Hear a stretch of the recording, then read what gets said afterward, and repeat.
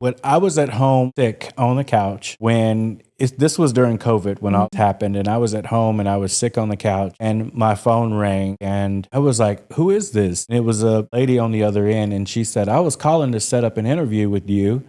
You've been nominated for the James Beard Award. And I'm like, who are you? And she's like, oh, I'm one of the local news stations and I just wanted to set up a time to interview you. And I'm like, what are you talking about? So I hang up the phone and I call the cafe owner and I said, hey, somebody just called me about this nomination. And he said, I just got off the phone with another person. And he was like, we did it. It happened. And I was like, wow. From that point, like, I didn't know what to think. I didn't know what to do.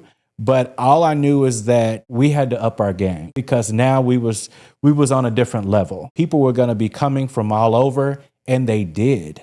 When our cafe opened, people were driving from South Carolina. People were driving from all over because they had seen these articles about this cafe that was a pay it forward cafe, and they had heard about the food that we had there, and they were driving to get it. And I was amazed. I could not believe that we went from, I don't want to say nothing to something, but it was just a bare room, literally. We were making money. There were customers coming in, but all of a sudden it just amped up. It just took off.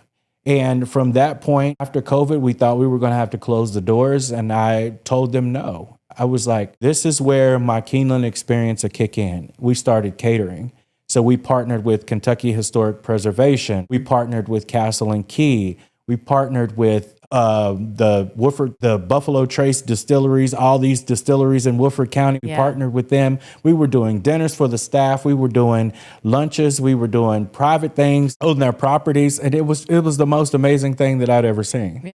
That's where your experience kicked in. It kicked in and it said, let's save this. And we did.